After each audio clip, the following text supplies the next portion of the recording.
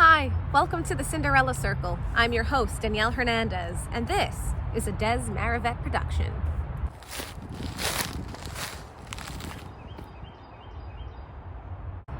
Cinderella, a tale as old as time. The classic rags to riches tale. But I say Cinderella is so much more than that. Cinderella is a tale about reclamation, reclaiming our humanity, demanding that we be treated better, and a recognition that just because we have suffered tragedy, grief, or loss in our life, things can always improve, and we can achieve happiness. Cinderella is about so much more than what we're taught on the surface. You may know Cinderella as the servant who goes to a ball, marries a prince, there's a pumpkin and some glass slippers and a happily ever after. But what if I told you all of that is a distraction and the real message behind Cinderella is human rights and compassion for our fellow human being? Cinderella goes way back. In fact, the brothers Grimm, who gave us the tale of Cinderella that all modern fairy tale versions are based on, got it from somewhere else. It's not their tale originally. It comes all the way from ancient Greece and Egypt from a tale called Rhodopis, the original Cinderella. Mind you, in her version, there's an Egyptian pharaoh, she's a Greek slave, a magical slipper. Nope, not magical. A slipper is dropped from a falcon flying above right into his lap. You can see how the tale has taken a few turns. But what amazing history! Either way, it always starts like this. There is a girl and she's being mistreated. And you know what? She doesn't have to be a girl. Put yourself in her position. There's a person and they're being mistreated. They're expected to scrape and serve and deliver and to take the abuse that's dished out to them. Our modern interpretation of a servant may conjure an image of Victorian England or perhaps of hotel workers cleaning up the bathroom. Maybe you think about servers in restaurants. But there's a darker term to servants. No, the servants of the past were seen as subhuman. Can you process that for a moment? Subhuman, as in they aren't seen as people, they are seen as things. Cinderella comes from a place of grief. She's lost her mother and she's lost her position in life because her father remarries and she's banished to become a servant, the only child of her father. And in the original tale, her father is alive. He knows what's happening to her and he takes part in it.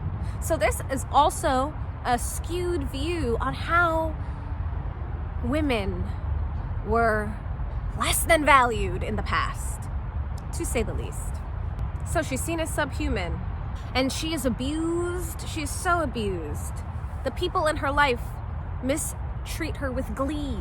I think that's something we're all familiar with. We all know people who are just terrible to other people. We've seen it in our politics. The people who are shaping the realm all around us. We see it in our own families. We may even have been that person at one time. Why is this? Why do we mistreat people? Is it because it's easy?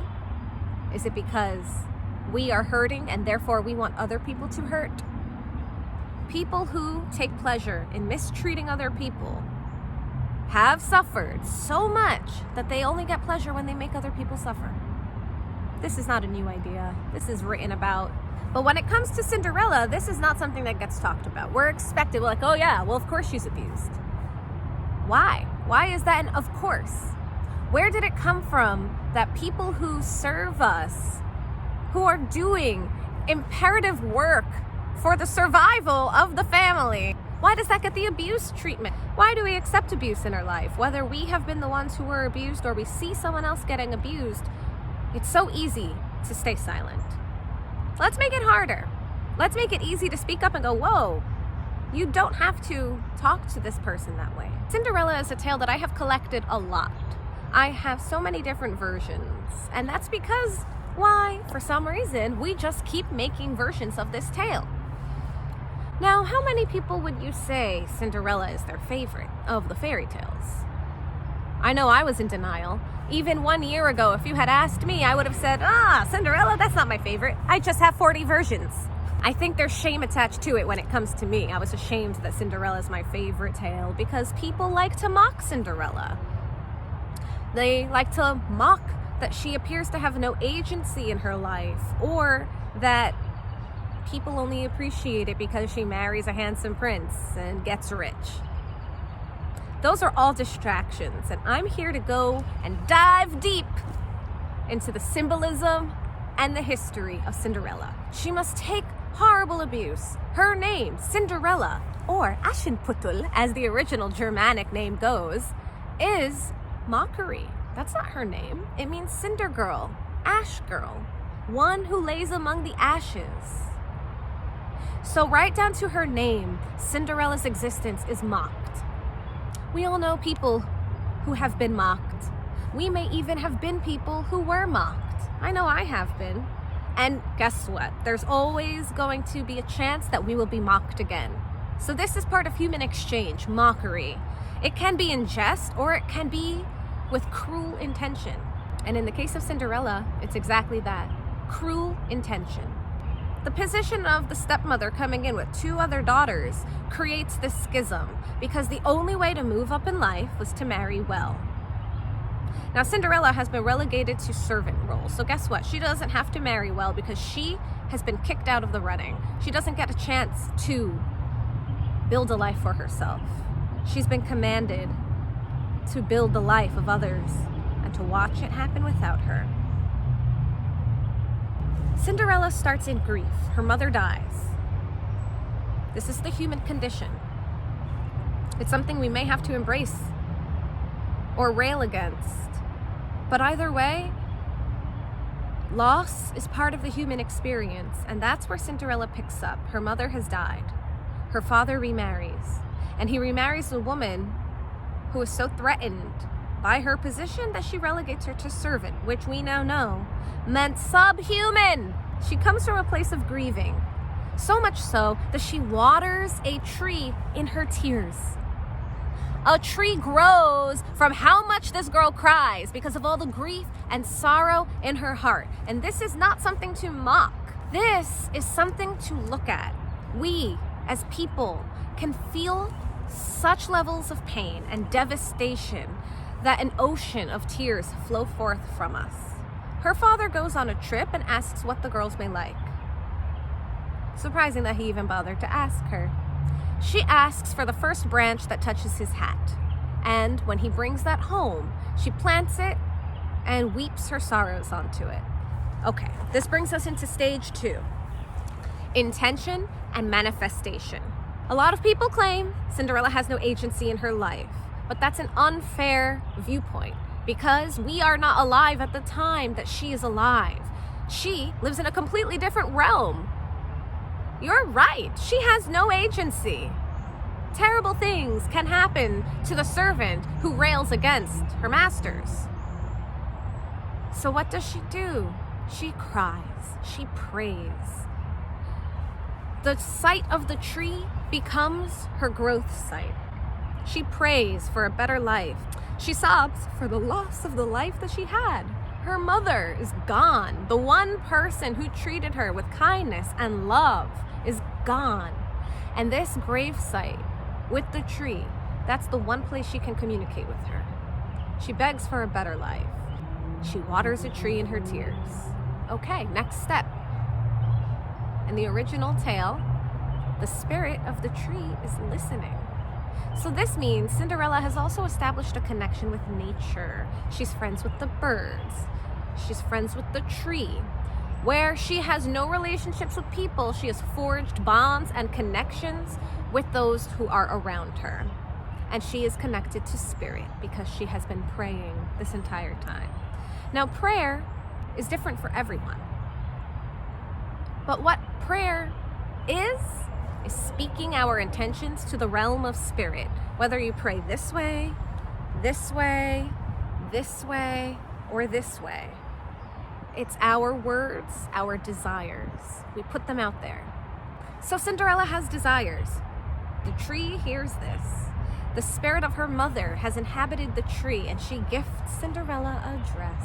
So the dress, let's address the dress. Okay. In the modern era, the way we dress is absolutely unique, individual, and up to us. And yay, isn't that fun? But in the past, the way you dressed spoke about your station in life.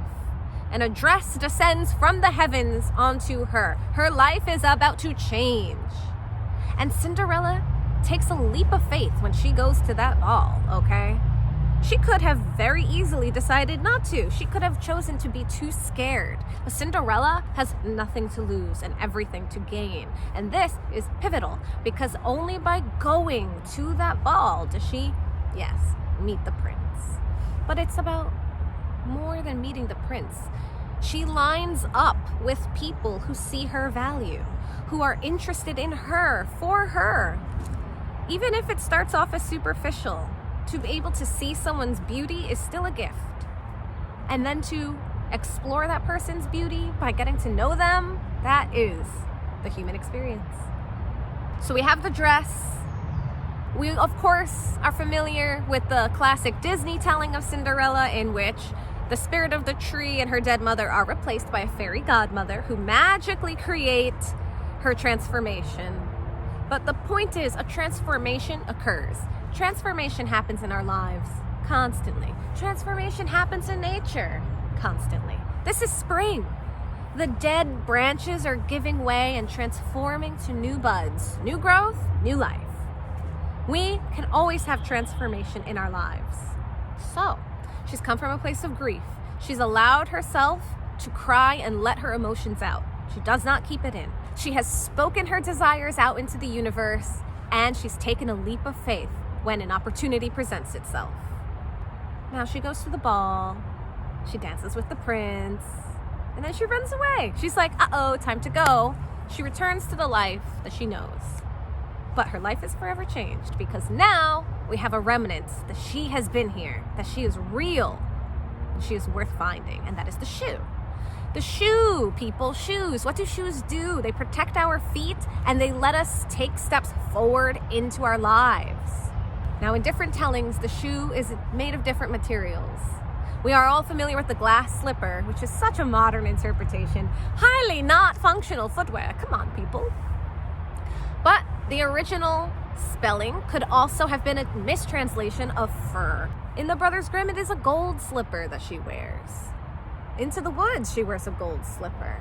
Disney, she wears glass. And we are obsessed with the glass because it's so impractical, it's so magical, and you can see her foot. You can see her moving forward in life.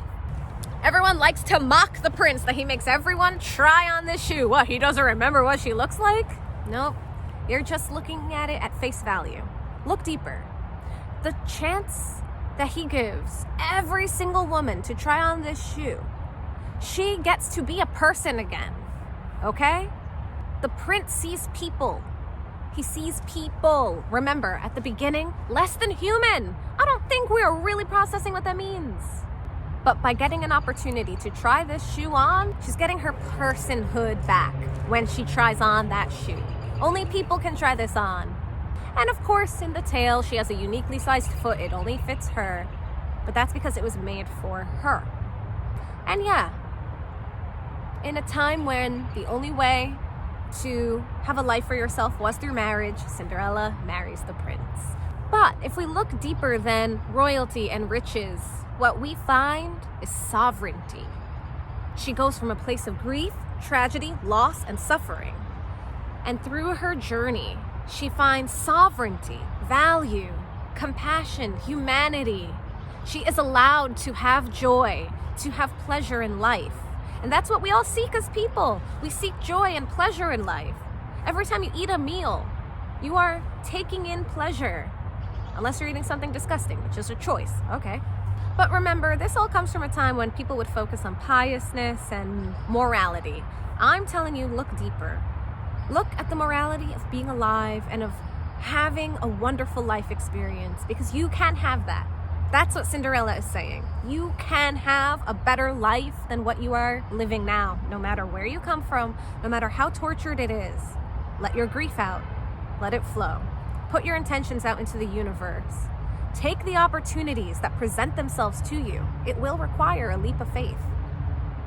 And watch and see as you line up with people who are a match to the life you want to live, because you are worth it. Cinderella says you are worth it. And that's what we'll explore here in the Cinderella Circle. Join us next time when we look at other versions.